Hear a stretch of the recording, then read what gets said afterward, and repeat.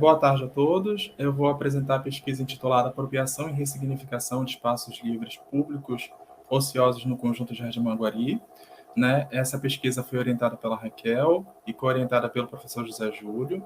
Essa pesquisa traz esse título muito por conta, traz essa temática, né, muito por conta da minha observação enquanto morador, enquanto pesquisador, né, do Conjunto Maguari. Então, é um espaço bastante interessante, porque eu acompanhei a evolução dele. Então, eu reconheço esses espaços ociosos que tem no conjunto e fui acompanhando como essas ações colaborativas foram surgindo e a proporção que elas tomaram atualmente no conjunto, né, nessa questão de apropriação e ressignificação desses espaços. Bom, dando sequência, a estrutura da apresentação ela vai se basear muito na dissertação, então ela vai ter a introdução, uma apresentação do aporte teórico, metodologia, áreas de estudo, processo de intervenção urbana, resultados, as conclusões e limitações. A pesquisa, né, traz o Conjunto Maguari principalmente em razão do número de práticas de intervenção urbana bottom-up que a gente encontra, né, proporcional aos espaços livres públicos que a gente coloca como sem definição de uso. Né? Então, a gente vai trazer uma questão, comentar um pouco sobre planejamento urbano, né, os espaços ociosos, em decorrência do processo de ocupação do conjunto, os equipamentos urbanos, e as áreas de lazer e convívio que restaram e que surgiram, né, após essas ações colaborativas. Bom, o objetivo geral da pesquisa é analisar os espaços livres públicos sem definição de uso, apropriados e ressignificados a partir de processos de urbanismo bottom-up no Conjunto Jardim Maguari, em Belém. Né? Enquanto os objetivos específicos são compreender o processo de produção do espaço urbano e o desenho do conjunto, investigar como se estruturam e ocorreram os processos de intervenção urbana em espaços livres públicos ociosos, compreender as formas de apropriação do ambiente construído empregados no processo de intervenção bottom-up feito pela comunidade. Bom, em resumo, a gente vai ter como pergunta de pesquisa, quais as contribuições que essas intervenções bottom-up tiveram na apropriação e ressignificação dos espaços livres no Conjunto Jardim Maguari. Bom, na discussão teórica, a gente já traz aqui 6 tópicos principais que se relacionam. Né? O primeiro, cidade moderna e dinâmica urbana, comentar um pouco sobre esses princípios do urbanismo moderno que a gente consegue identificar também no nosso estudo de caso. Né? O sistema bottom-up e top-down, que de certa forma são processos que foram utilizados ambos no Conjunto Jardim Maguari, né, para a apropriação desses espaços, e a participação popular e apropriação e ressignificação. Bom, a cidade moderna, a gente consegue identificar o padrão urbanístico, né, o urbanismo moderno utilizado no Conjunto Jardim Maguari. A questão da priorização do veículo automotor no modal de transporte, então a gente tem uma planta, um desenho ortogonal, a gente tem espaços, áreas verdes que se destacam no desenho urbano do conjunto. A gente consegue identificar, até mesmo pela sua localização, a predominância residencial, né, um pouco mais afastado da onde antes era o centro da cidade, enfim.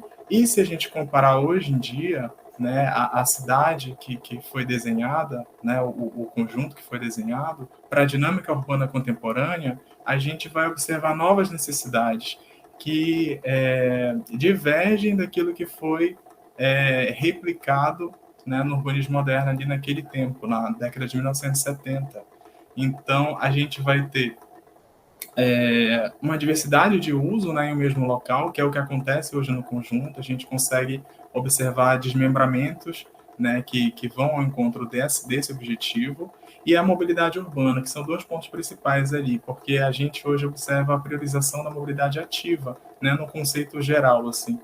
E a gente observa isso na prática também, o quanto esses modais de transporte são mais eficazes ali para o deslocamento de curtas distâncias, enfim. Bom, o sistema top-down e o sistema bottom-up. O sistema top-down, a gente vai ter um processo, né, mais burocrático, mais autoritário, né, que muitas das vezes concentra as tomadas de decisão na gestão pública local, né, não dando muitas das vezes oportunidade, principalmente para a sociedade, poder discutir projetos de intervenção urbana na cidade. Então, a gente tem como contraponto, como um viés, né, uma alternativa a esse modelo que é replicado, o sistema bottom-up, onde, a partir ali da iniciativa, principalmente da população, a gente consegue ter o domínio, a autogestão ali de um processo e, a partir daí, tentar conseguir maior coesão na proposta de intervenção urbana, algum projeto urbano, que é o que nós tratamos aqui. Então, a gente vai ter a concepção do projeto, até mesmo os recursos financeiros, execução da obra, gestão, concentrados ali, principalmente na sociedade civil, tendo o corpo técnico e a gestão pública como fase de consulta, né? Isso quando são consultados, porque muitas das vezes a sociedade não atribui confiança, pelo menos nos estudos de caso que foram analisados.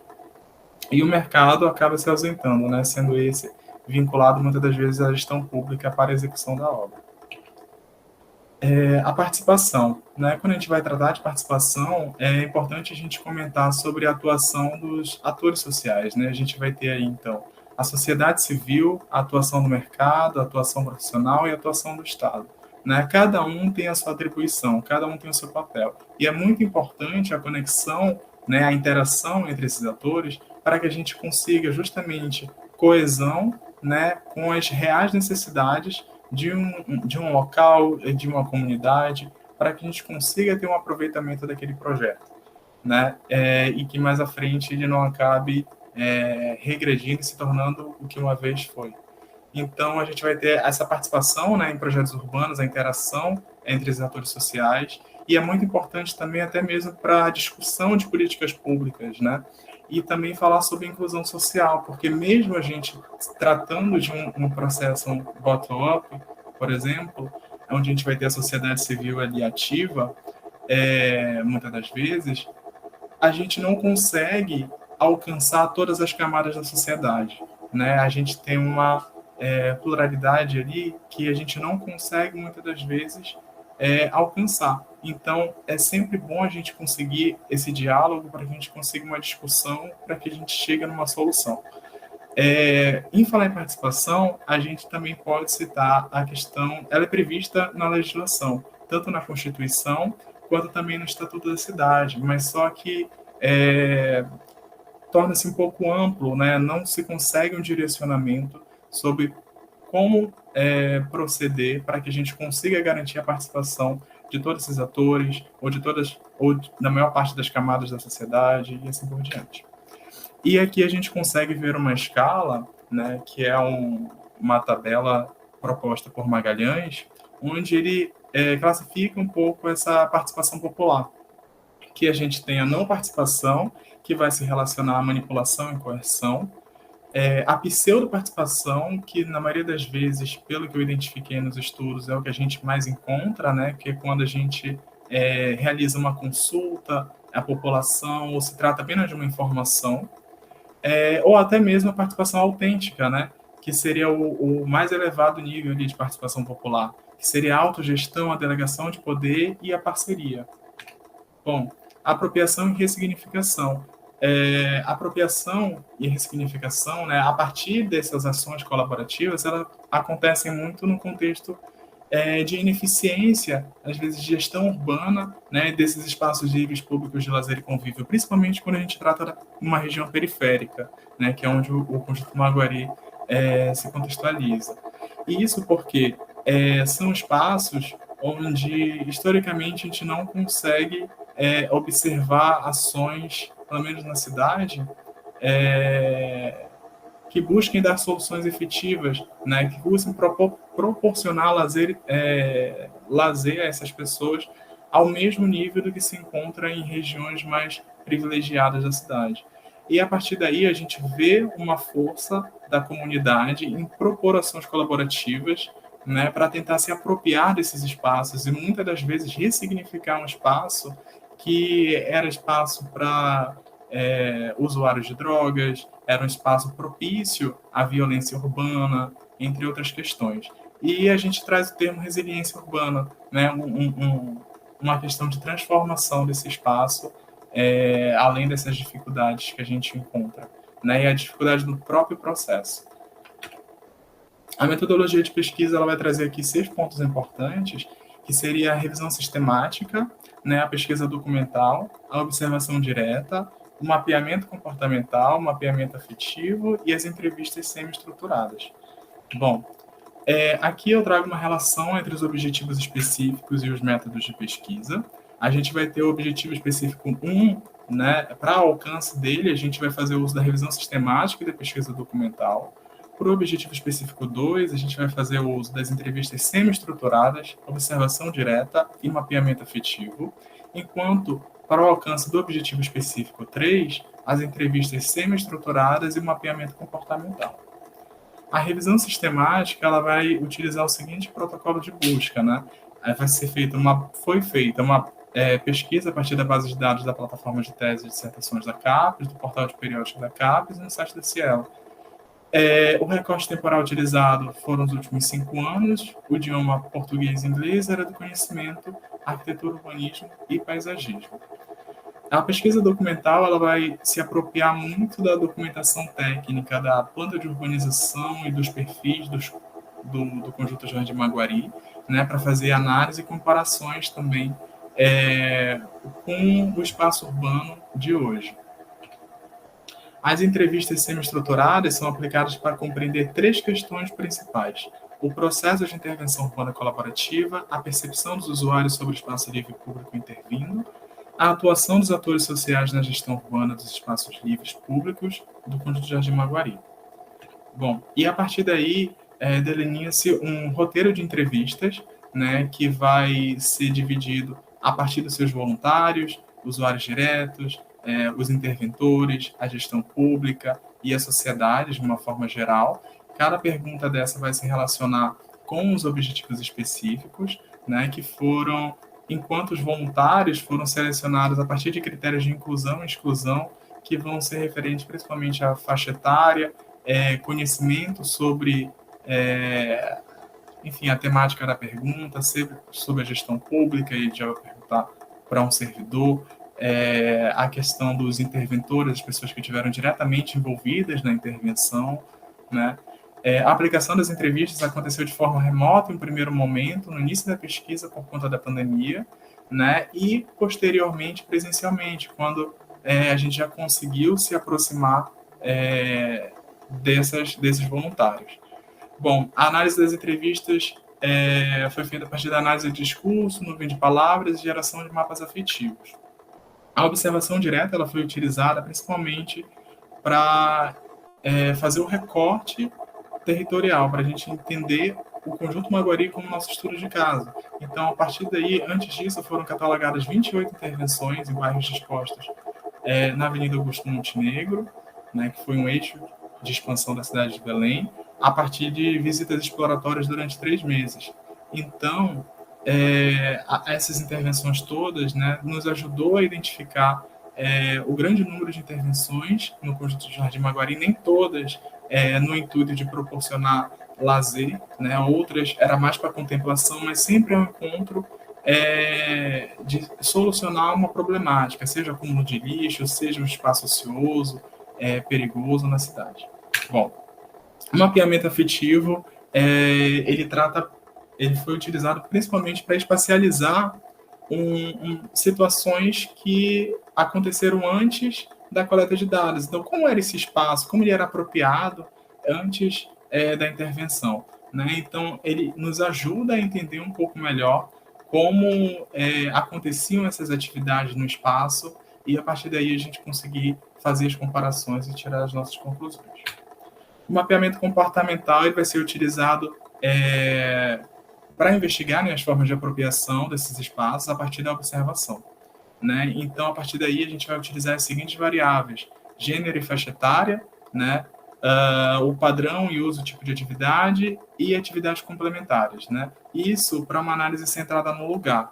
Então, se retira todas as variáveis que, de certa forma, focavam muito nos comportamentos sociais ali, não tanto na interação com os mobiliários, com o espaço.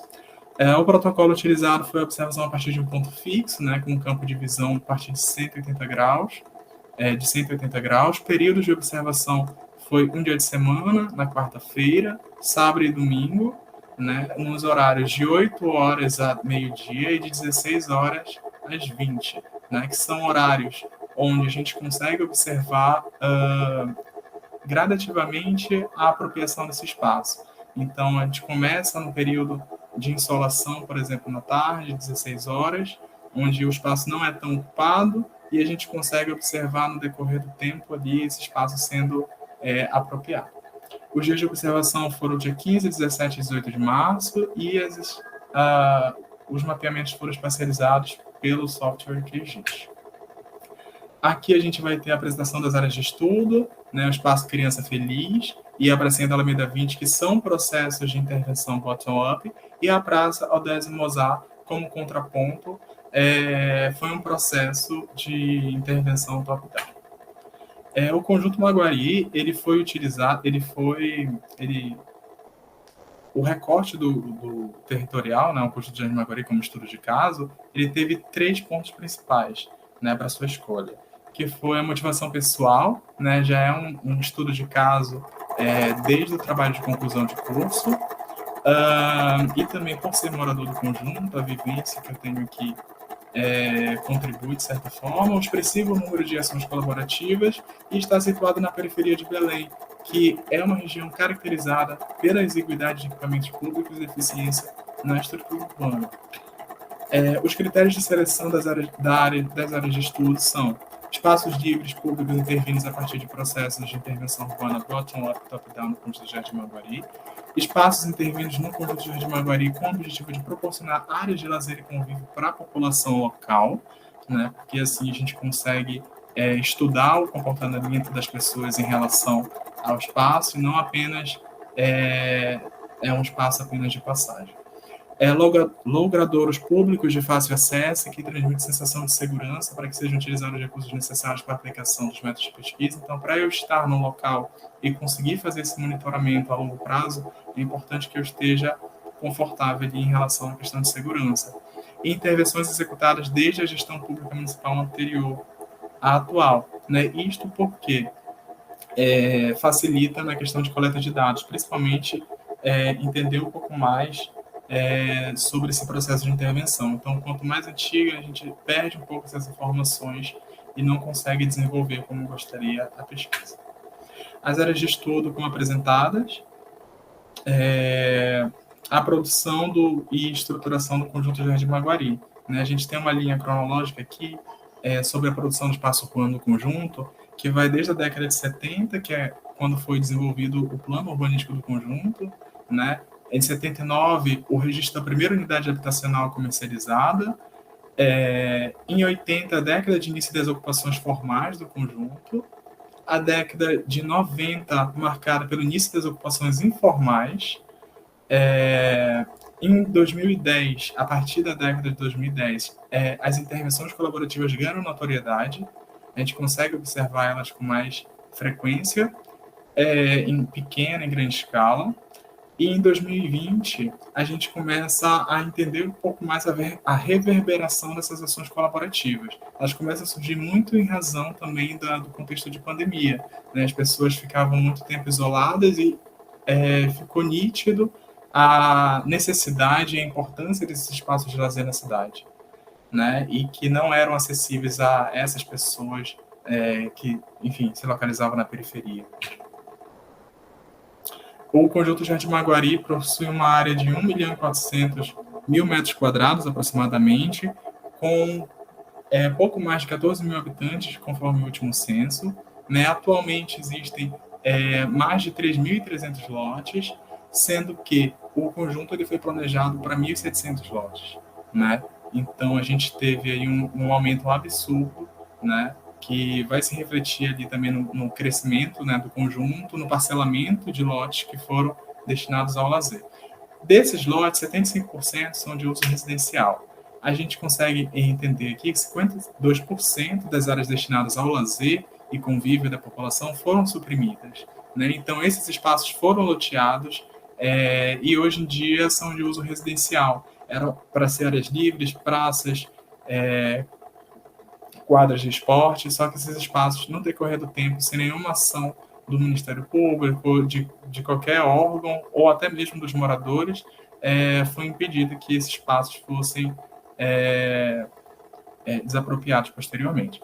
15%, né, de crescimento urbano em relação à área delimitada pela CODEM. Né? Então, a gente tem a delimitação do Conjunto Maguari, que é essa área que está colorida no mapa, e a área achurada é a área que foi agressida ao conjunto, né? A área que principalmente tem um curso d'água aí, então era uma área que inicialmente ela também não ia ser utilizada e acabou sendo, e isso influenciou até mesmo na questão das tipologias habitacionais, né? A gente começa a observar construção de palafitas para se adaptar ao ambiente.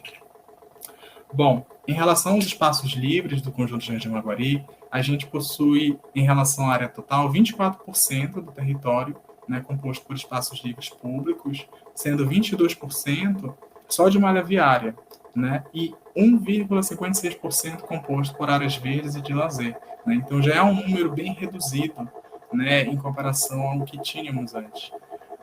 Entre 1970 e 2002, houve uma redução de quase 90% da área destinada à implantação de praças. Então, se a gente comparar o plano urbanístico com o que a gente tem hoje, a gente teve uma redução muito expressiva. E cerca de 91% da área destinada à implantação de playground, que geralmente são quadras de areia que foram construídas no conjunto. Aqui a gente consegue observar um pouco esses espaços, né, ociosos no conjunto Jardim Maguari. Então, à esquerda, a gente consegue entender um pouco, tem 3 espaços principais ali, que é entre as alamedas 6 e 7B, a alameda 21C e as alamedas 16B e 17B, que são espaços ociosos, algumas vezes adjacentes a áreas que foram intervindas, né, no decorrer do tempo, mas que não foram contempladas aí nesse processo. Né? Então, são espaços que, de certa forma, não têm uma iluminação adequada, não possui pouca apropriação.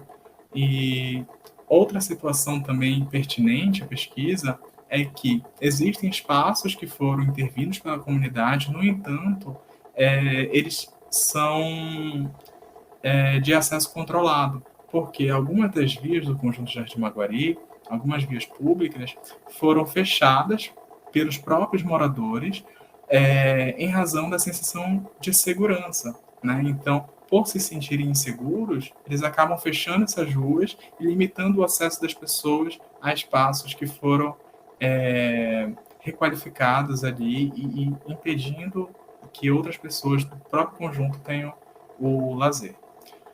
Bom, esses mapas aqui eles trazem algumas sínteses assim, sobre a atuação dos atores sociais nos processos de intervenção, né?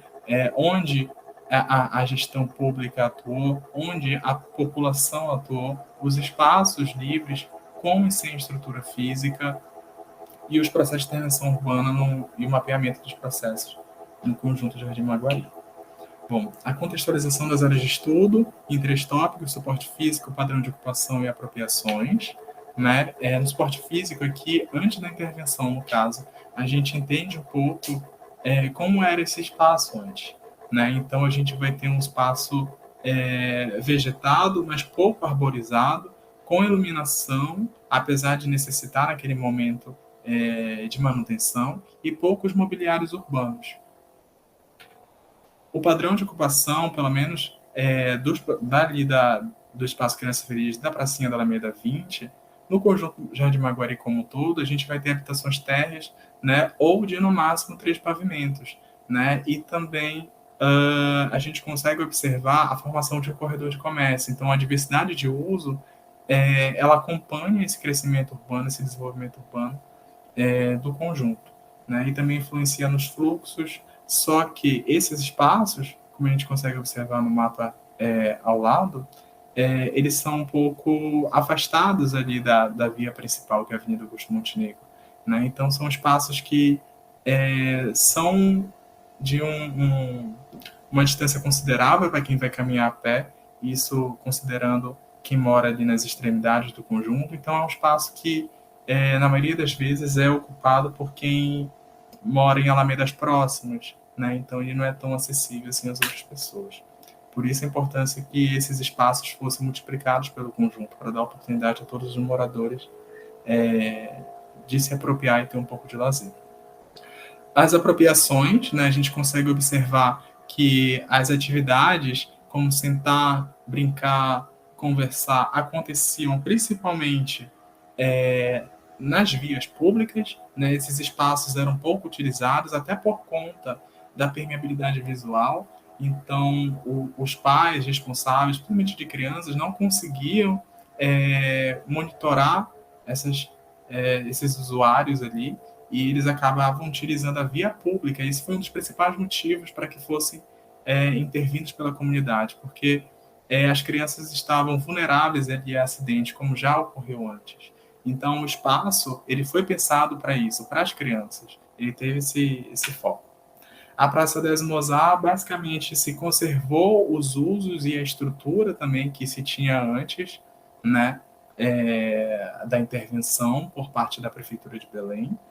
E o espaço, apesar de conservar, apesar dele ter um certo diálogo com a comunidade, nem todas as reivindicações da comunidade ali conseguem ser atendidas, né? Então a gente entende que essa pseudo-participação se passou mais por uma consulta, né? O espaço acabou se conservando e eles acabaram garantindo só um pouco mais de estrutura física para melhorar o uso do espaço. Os processos de intervenção urbana no conjunto de Jardim Maguari, basicamente todos vão seguir esse mesmo fluxo, que é a definição da área de estudo, diálogos com a comunidade, concepção, produção e execução. A gente vai ter aqui, à esquerda, imagens ali do espaço Criança Feliz apropriado durante o dia e à noite também. Né? A gente consegue perceber que à noite a gente tem um fluxo bem maior de pessoas, muito em razão do conforto térmico, né? Porque é um espaço pouco arborizado. E a gente consegue entender aqui nessa tabela a participação desses atores sociais no processo de intervenção urbana. Então, por se tratar também de um processo bottom-up, né, a gente consegue entender o Estado, o mercado e o corpo técnico ali no nível nulo de participação. Né? Não houve nem consulta a esses atores para que eles pudessem contribuir. Enquanto a sociedade civil ali dividida entre as crianças, adolescentes e adultos, que foram os grupos principais identificados ali, participaram ativamente desse processo, né? A Pracinha da Alameda 20 compartilha do mesmo processo do Espaço Criança Feliz, né? Só que foi um espaço que, imediatamente após a intervenção, teve seus mobiliários infantis instalados. No entanto, um ano após, a gente não encontra muitos desses mobiliários. Permanecem principalmente aqueles de material mais duradouro, de concreto, os bancos, né? Muito porque a comunidade ali, os moradores, não se articularam para colaborar na manutenção desse espaço. Bom, a Praça des Mozart, a gente vai ter uma atuação do Estado, do mercado, do corpo técnico bastante alta, enquanto a sociedade civil, as crianças, adolescentes e adultos participam, mas no nível mais abaixo, né? Justamente porque foi mais consulta do que outra forma de participação. E a partir disso, na perspectiva técnica, a gente vai ter os pontos positivos e negativos, né, que seriam a participação ativa da sociedade civil, o tempo curto entre a concepção e o projeto e a execução, as propostas coesas com as necessidades locais e a dinâmica urbana, e custos baixos, né, para sua implantação. Enquanto os negativos seriam a escassez de recursos financeiros, falta de inclusão e baixa aderência de grupos sociais, falta de aproveitamento do terreno de uma forma mais funcional, mobiliários que fogem das recomendações técnicas. Enquanto o top-down seria, como pontos positivos, participação social e disponibilidade de recursos financeiros, e negativos a participação social, né, se limitar ali à etapa de concepção do projeto, o processo mais burocrático, né, então vai levar mais tempo para a obra ficar pronta, e o programa de necessidade não permitir a apropriação do espaço em todos os turnos. Né? Isso porque os atrativos que foram considerados ali, eles não pensam nessa variável. Bom, com relação à perspectiva da população, em relação ao bottom-up, né, as intervenções, proporcionar a apropriação do espaço por outros usuários, né, garantiu maior sensação de segurança à população em relação ao espaço público e ampliou o número de espaços livres públicos de lazer no conjunto habitacional. Enquanto os pontos negativos versam sobre a dificuldade de manter a manutenção do espaço de forma a perder os mobiliários e a função social, né, do equipamento urbano. Em relação ao top-down, seria melhorias na estrutura física do espaço, ok? E enquanto os negativos seria o espaço continuar sendo apropriado, né, por usuários de drogas, principalmente no período noturno, que para as famílias acaba não viabilizando ali a deixar a criança brincar na rua, e torna o espaço um pouco, vou colocar, ameaçador para essas famílias. Bom, resultados e discussões, aqui eu vou falar um pouco sobre os mapeamentos comportamentais. No espaço Criança Feliz, a gente tem uma setorização principalmente dividida em playground, a área de descanso, né, de contemplação e de prática de exercícios, né, e com bastante mobiliários, principalmente infantis, né. Outros mobiliários vão ser mais bancos que vão atender todos os usuários de uma forma geral. Bom, na quarta-feira, né, esse mapa aqui ele vai trazer por gênero, então a gente vai ver na quarta-feira um fluxo bem reduzido durante o dia e a noite também, né, por ser um dia de semana, não ser um dia tão usual. Aqui eu já trago as atividades que acontecem, né, interações com os mobiliários durante a noite, enquanto durante o dia o espaço é utilizado mais como passagem. No sábado, a gente consegue identificar pouco fluxo de pessoas durante o dia, enquanto ali pela tarde, final da tarde para a noite, a gente identifica bastante pessoas utilizando esse espaço, principalmente por conta do conforto térmico, como eu havia comentado.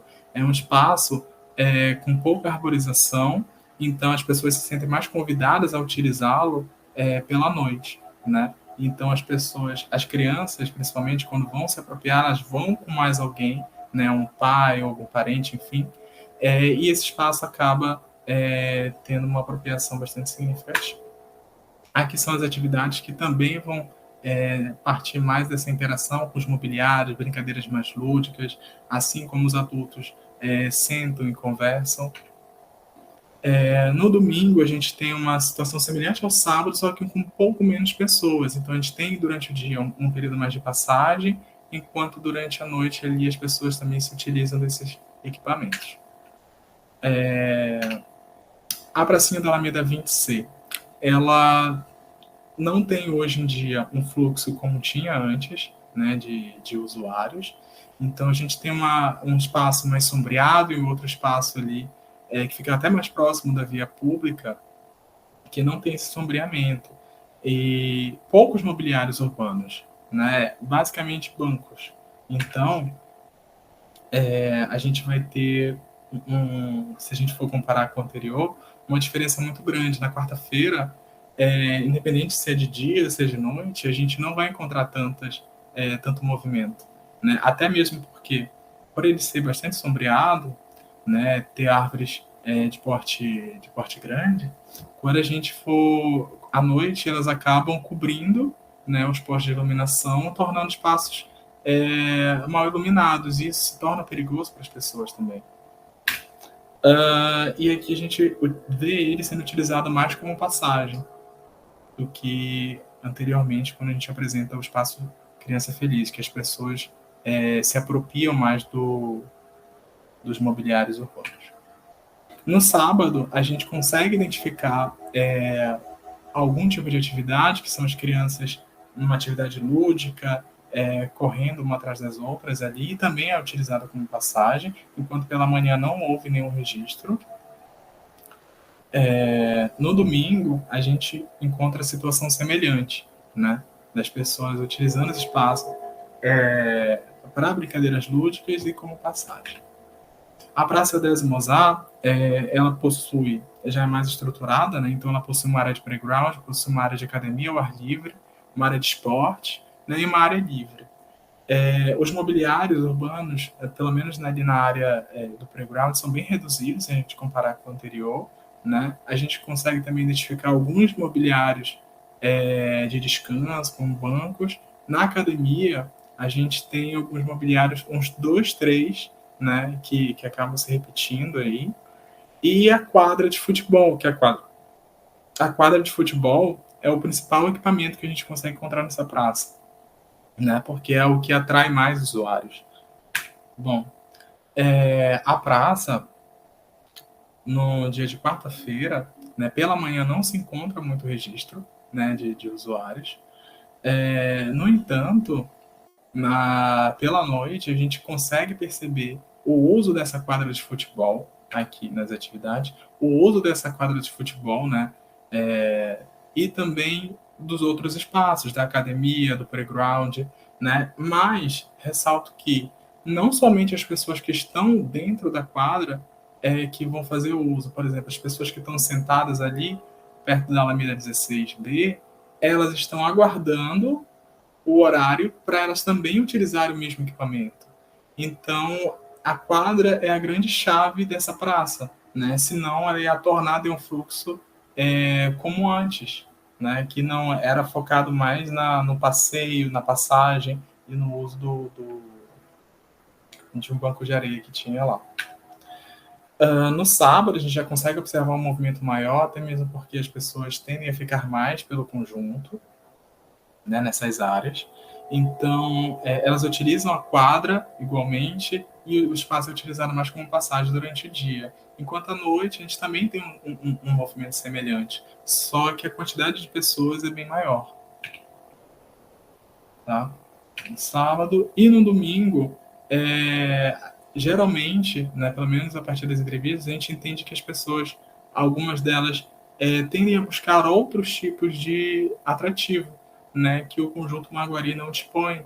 Então a gente consegue observar, pelo menos ali durante o dia, né, essa redução de fluxo ali, enquanto pela noite a gente consegue observar um número de um fluxo de usuários maior.